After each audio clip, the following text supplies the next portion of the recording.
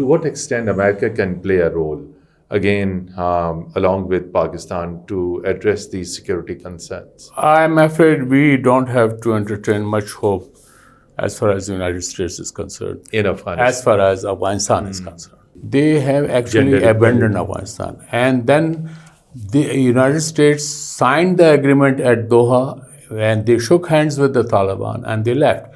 Like Pakistan, China, Iran, and Russia, and Turkey, they are the ones who are actually assisting Afghanistan.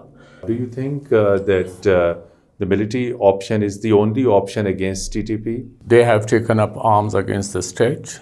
So no state can tolerate such an attitude. What else is the source of income for TTP, for having vehicles, guns, weapons, soldiers, communication? Because without an external support, a militant organization cannot survive. It is actually India. It is India. And India has been involved with TTP ever since this organization was made in 2007. India has been helping TTP through Afghan proxies, and which continues till date.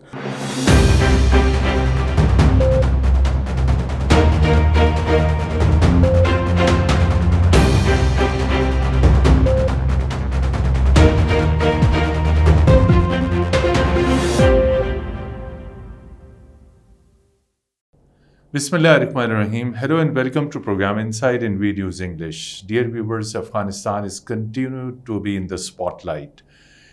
Currently, Pakistan and Afghanistan held negotiations in Islamabad, and the purpose was to enhance understanding, trade, connectivity, dialogue. However, taking the opportunity of the presence of high-level delegation in Islamabad, Pakistani delegation led by Additional Foreign Secretary for Afghanistan raised the issue of cross-border terrorism. On the other hand, delivering a statement at United Nations, Pakistan's permanent ambassador to the UN, Ambassador Asim Iftikhar Ahmed, has also raised the issue of Afghanistan, particularly Pakistan's security concern, and clearly mentioned that 6,000 terrorists associated with banned Tehreek-e-Taliban Pakistan is a direct source of concern for the security of Pakistan. He also said that there is a clear evidence that these TTP has links with several other terrorist organizations, including Daesh and other militant organizations, and urged the international community to address such concerns. There is also an important development that Russia has also recognized Kabul-based Afghan interim Taliban government. To discuss this, that why there is a growing concern of security and the presence of terrorist organization in Afghanistan, what needs to be done at a time when Pakistan is again calling for diplomacy and dialogue is the only option to address the security concerns in Afghanistan. We are fortunate to have with us Pakistan's former special representative for Afghanistan and Pakistan's former seasoned diplomat and now senior analyst, expert of international relations, Ambassador Asif Durrani Saab is with us in our studios. Very warm welcome. Thank you. Durrani Saab, again, Afghanistan is in the spotlight. There are several developments, there are several activities. Currently, Islamabad is hosting high-level dialogue, and there is a high-level delegation from Kabul, from Afghan Ministry of Foreign Affairs, and several issues were discussed, bilateral trade, but out of these all, important thing was the presence of terrorists in Afghanistan. Although Pakistan is engaged with Afghanistan diplomatically, and previously you have seen almost a month back, Pakistan's Deputy Prime Minister, when he visited Beijing, there was a trilateral meeting as well, China, Pakistan, and Afghanistan, in which all three agreed, right, that concrete steps need to be taken to address the issue of terrorism in Afghanistan. How you comment on this? Because this growing terrorism is the biggest hurdle, not only for peace, but also for development, also for a greater concept of connectivity and these all things. Your thoughts, please. Thank you, Mateen Saab. I think so many things have happened, at least during the past 3 months. And Ice breaking also took place between Pakistan and Afghanistan. Deputy Prime Minister and Foreign Minister Haider visited Kabul, and he was welcomed. And there are certain assurances given by the Taliban side, especially with regard to TTP's activities. That there will be an action? The foremost request from Pakistan has been that you have to control the TTP. So subsequently, one of the top one officials, they repeated Mullah Khunzada's, Heptullah Khunzada's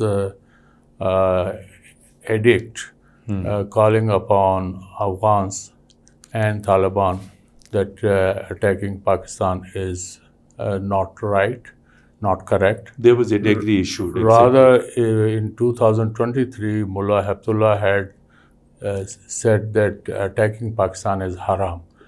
However, then there were debates that whether these Taliban, TTP, which attacked Pakistan and they were having sanctuaries inside Afghanistan, were they flouting the orders of Mullah Heptullah, Amir al-Mu'minin? Orders were not implemented. But yes, so in this way, I think there has been a debate within the Taliban circles also. Now, coming to recognition of Taliban by Russia, it was already in the offing since last year. But the main steps which Russia took was in April, Russia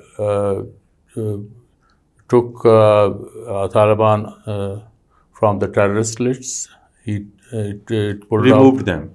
And then subsequently, Talibans were also invited in international conferences held in Russia. True. So these have been positive developments. And since last year, there were inklings that Russia is going to take a major step vis-a-vis Afghanistan, which they took on 3rd July by formally announcing the recognition of the present interim Afghan government, which is, I think, is a positive development. It, in a sense, that something is cooking behind the scenes. It's not cooking. I think these developments are taking place. For one primary reason is that Taliban are a reality. It's now 4 years. Afghan Taliban. Yes, Afghan Taliban are a reality. It's now 4 years that they are ruling. And it is, and they have brought comparatively much better peace and stability in the country than previous 2 decades when American forces were here along with NATO forces. So here you can say, while there are problems with regard to inclusivity issue or with regard to girls' education or women's right to work, but those are the issues which can be negotiated. So here, and then you also mentioned the trilateral meeting between Pakistan, China, and Afghanistan in Beijing. Why China is taking so much keen China interest? is the immediate neighbor of Afghanistan, like Pakistan. True. And then the Uyghur terrorists are also, they are taking sanctuary inside Afghanistan. So these are the major concerns which China has it. And plus, I think China has with Pakistan, because Pakistan and China have been making common causes on different bilateral issues as well as regional issues. So this is another positive step which has been taken by Pakistan and China. By number one, Pakistan also upgraded its status, diplomatic status from charge d'affaires to ambassador. To ambassador's level, short of recognition. China has also done it a year earlier. And then second is that Afghanistan has been invited to join the CPAC. This is another positive development, and it is going to not only benefit Afghanistan, but it will create connectivity with Central Asian states and beyond.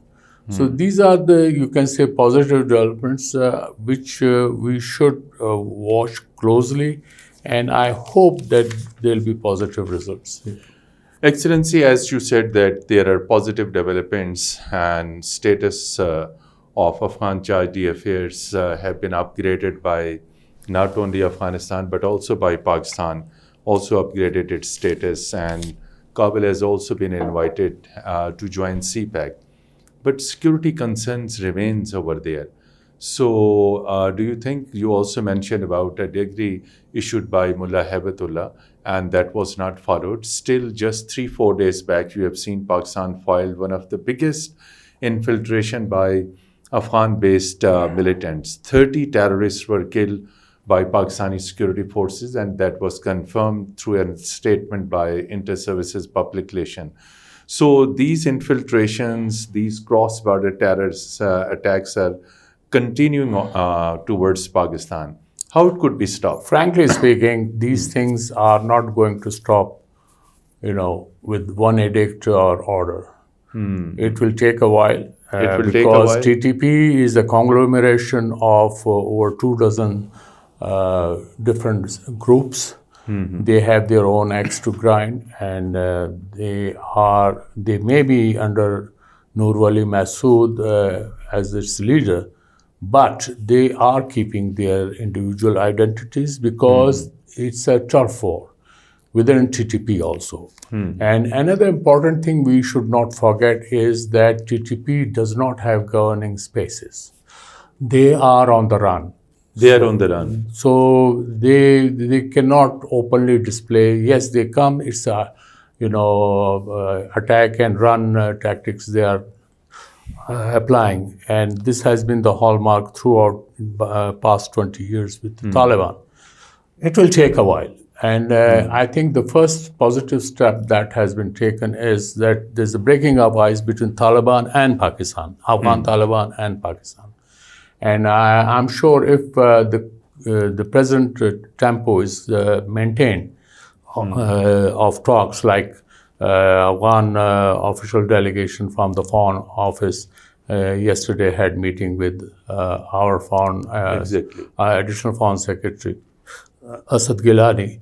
It is, you can say, institutionalized attempt, effort to thrash out issues.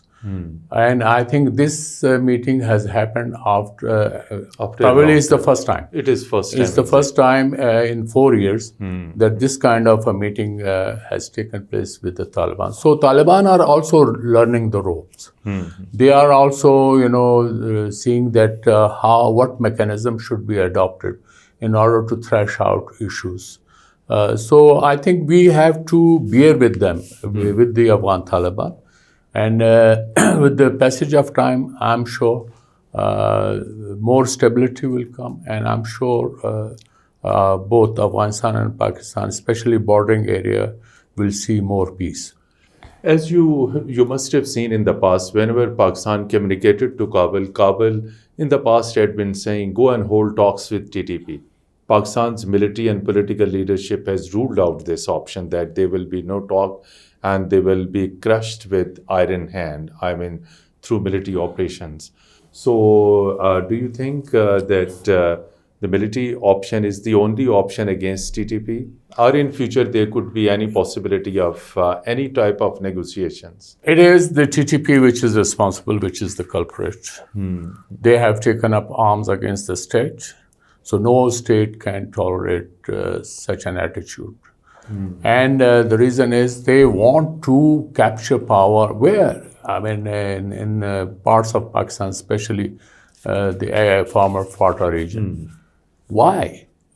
Because they think that they want to bring Islam. But the question is, and they don't want to owe allegiance to Pakistan constitution. Exactly, Pakistani they law. say it is un-Islamic. But they cannot point out a single article in the constitution which is un-Islamic. True.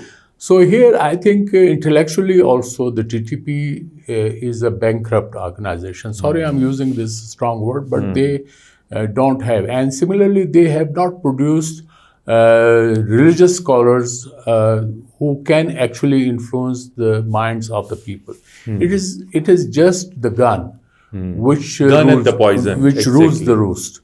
And and it's to become a Taliban is very easy. You have to tuck your trousers up above the knees and hold a Kalashnikov, and you will be dreaded. And this is the dread actually. what they have been doing in FATA regions, or they have been telling the families that you give one person for quote unquote for jihad or give money. Exactly. So these are the blackmailing tactics they have Threats applied. through, exactly. But here I think the government of Pakistan should have innovative ideas. It should, in fact, encourage political ownership of the people of the area so that they can control these things. And they should be, in fact, aware of not to give sanctuaries to the TTP cartels. That's correct. So there is no possibility, as you said, that since they are on the wrong path, they have challenged the state, so they will be crushed through military operations. We tried In the past. reconciliation in 2022, but it failed because they would refuse to lay down their arms. That was one Number of the two, conditions they by would not Pakistan. owe allegiance to Pakistan's constitution. Number three, they were not ready to face the law for the heinous crimes they committed, like APS school massacre. So which state can allow such kind of lawlessness attitude from a terrorist organization? So another important thing is that what do you think? What Washington thinks about these all developments? Couple of days back, one of the leading American congressmen raised concern about the presence of terrorist organization. Several congressmen in the past in several House committees have been raising these issues. So do you think that U.S. administration, which currently enjoys good ties with Islamabad, in the recent past there have been very good contacts between civil military leadership of Pakistan and U.S. President as well, particularly Chief of Army Staff's meeting with the U.S. President. So keeping in view these all positive contacts and developments, Pakistan has been conveying its concerns. So to what extent America can play a role, again, along with Pakistan, to address these security concerns? I'm afraid we don't have to entertain much hope as far as the United States is concerned, In Afghanistan. as far as Afghanistan is concerned. So they have washed their hands like they did once Soviet troops left Afghanistan. And the credit goes to President Trump, who in his first tenure, he asked his generals that can you win the war, and the answer was no. So he told them to withdraw because he said we are wasting our blood and treasure for nothing.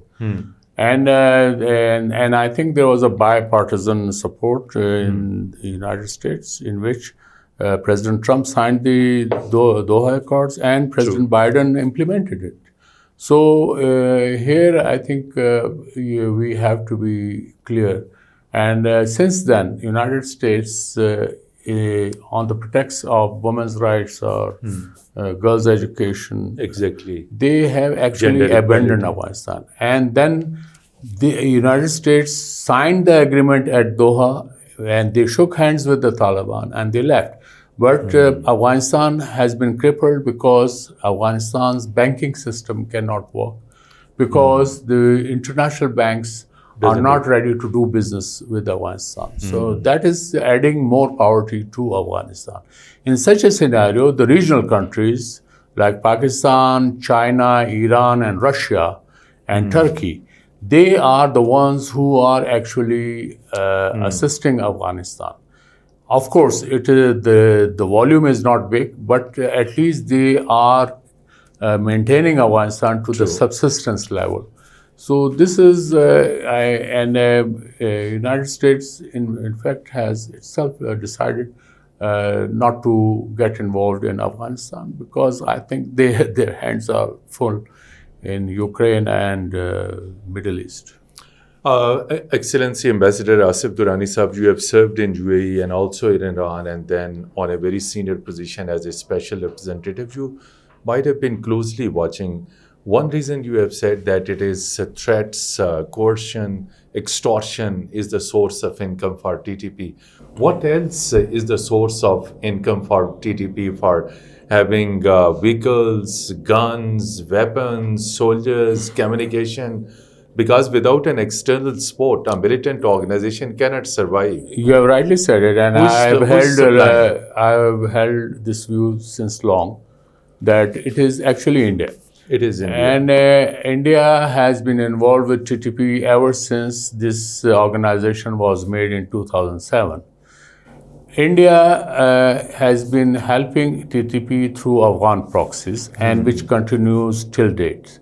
Similarly, when I was in Afghanistan from 2005 till 9, these BLA cadres, especially after 2006, BLA cadres were encouraged, they were trained, they were paid. In Afghanistan, against... No, in India also. But in Afghanistan served as a center for disbursement of money and equipment. So Baloch dissidents also, they were BLA and other cadres. They were living in Afghanistan, and they are still living in Afghanistan. They have some connections with TTP?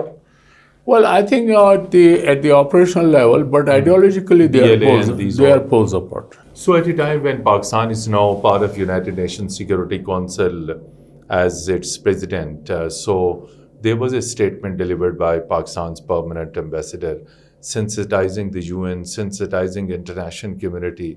And you rightly pointed out that because international banks are not ready to do business with Afghan banks, so there is a greater humanitarian catastrophe. That means they are short of cash, they are short of many things.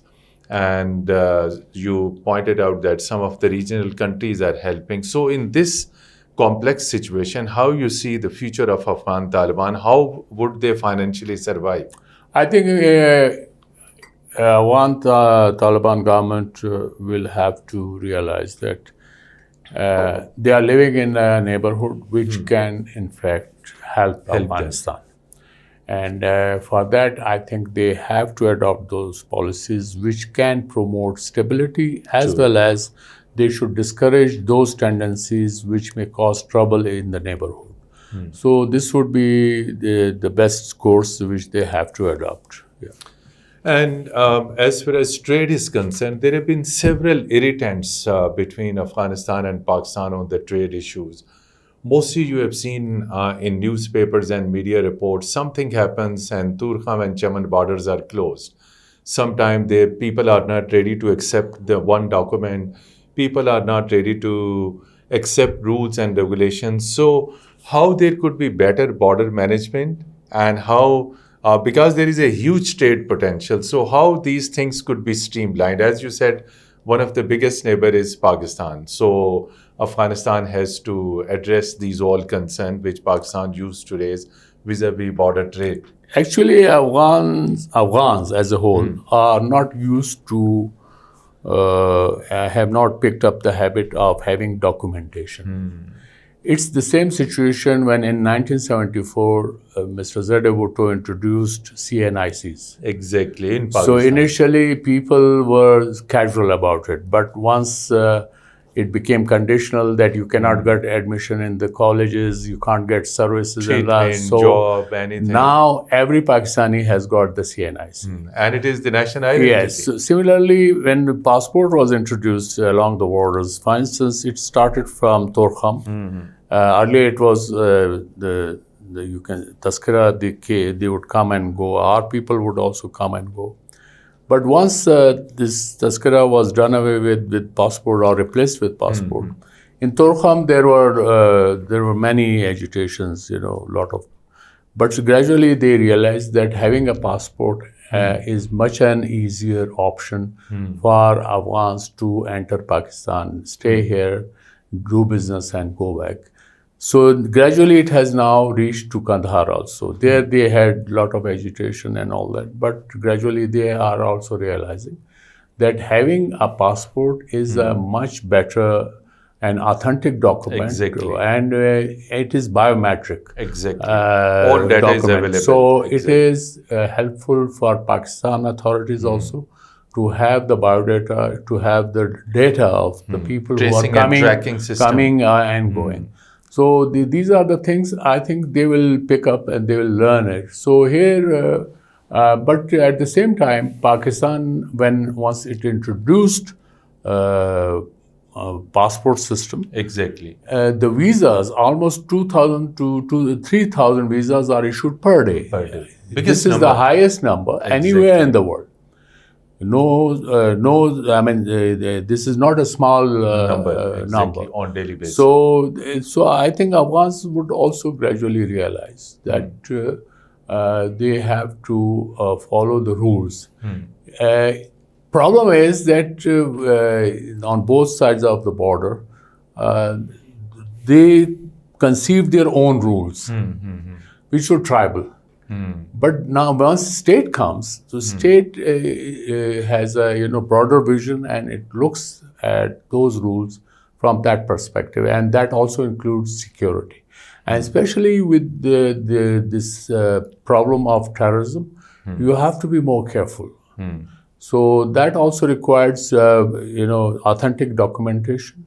So anyone coming or going, the state should know that who is present on Pakistan soil.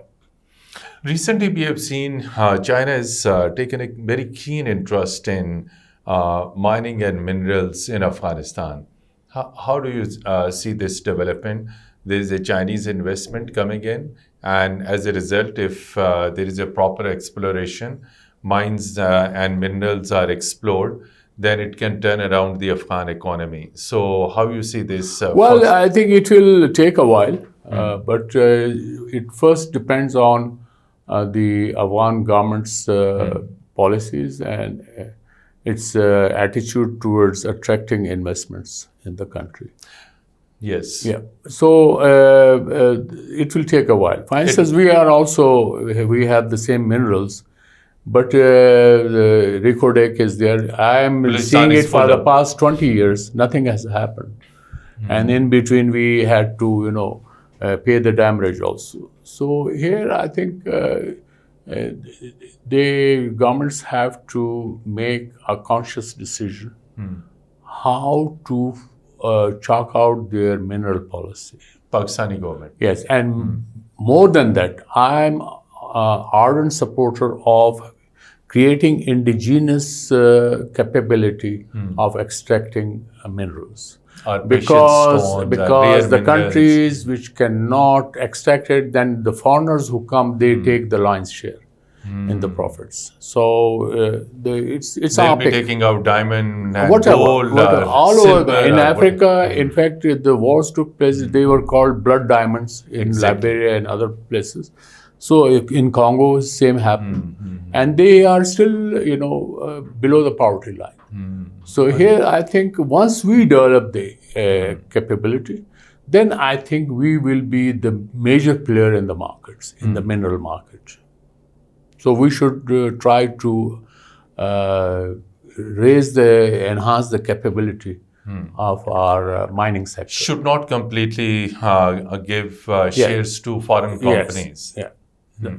Coming back to this Afghanistan issue, over last year, 2024, a major decision was taken by government of Pakistan to send back Afghan refugees, particularly those who were not documented. And there have been countrywide operation crackdown, and many of them were detected living illegally. Afghan government expressed serious concern. Process is still continuing. Recently, we have witnessed same process from Iran to Afghanistan, where millions of such refugees were sent back to Afghanistan. So how you see this developing? Because these all Afghans who have been illegally living in Pakistan, they have been involved in different criminal activities. Mateen sir, illegal is illegal. Illegal is it.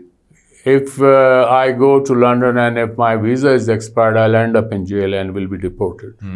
Even in Kabul, if your visa is expired, you will be arrested and deported. So and same as in India. So here, anyway. So it is. I think those Afghans who are raising hue and cry, I think perhaps they don't know what are the rules, what are the laws of the land, and they have to implement that. There can't be two opinions about that. And there are, when you talk about, there are two categories. One is Afghan citizen card or ACC card holders. That has been expired, actually. That was only Pakistan extended their stay here. But that has been now declared null and void. So they were almost 800,000 people and they have gone back. The other category is proof of residence card, POR. POR. They are around 1.4 million. That that was extended till 30th June this year. Exactly. It expired, but now I think government has decided not to deport them immediately. They'll take a while. I think it would be extended for a short time, and meanwhile, dialogue would continue with the Afghan government. Here, I want to emphasize. Please. It is Taliban, perhaps their capacity to absorb that number may be difficult. Also, when Iran has also deported. Exactly. Here, it is the responsibility of the international community, which should come forward and help Afghans to settle down in their own country for their rehabilitation. And that would be a much cheaper option than these Afghans trying to go to relocate to the West. So it is better that the West and the international community should come forward. And I think UNHCR should do more, and it should sensitize the world, and it should generate resources for the Afghans that they may be resettled in their own country. Lastly, I would like to seek your comments, other than these all things, that over last 4 decades since this issue has emerged, we have seen Afghan refugees living in Pakistan, Pakistanis also traveling to Afghanistan. But people-to-people contacts could not be developed. Narrative that is with the Afghan people about Pakistan is still negative. So how there could be better harmony, understanding that could be promoted among the people of the two countries? I think that's slightly exaggerated. Yes, the people, these are the interests which in fact attract the people. So Pakistan is an attractive place, that's why they are here. If there was no attraction, why would they come? So here, I think, and those who talk against Pakistan, perhaps they have their different axe to grind. You can't stop them. Like here in Pakistan, we are, most of the time, we are cribbing against the United States, but everyone wants to go to the United States. So I think I have drawn this analogy on purpose. So Pakistan is the best place for Afghans. It is the land of opportunities, exactly. But how the question remains unanswered, how people-to-people contact could it's there. It has never stopped. It has never stopped? No, it has never stopped. And it will never stop. And what is the best way forward to have best diplomatic, political ties between Islamabad and Kabul, regardless of any government on both sides? It is, the best way would be stability in both the countries, political stability. Political stability in both countries. Thank you so much. Despite your very, very busy schedule, you participated in our program and addressed some of the emerging concerns about security in Afghanistan, Pakistan-Afghanistan ties, how international community should address some of the issues in Afghanistan. Thank you so much once again, dear viewers. Till our next program, goodbye and Khuda Hafiz.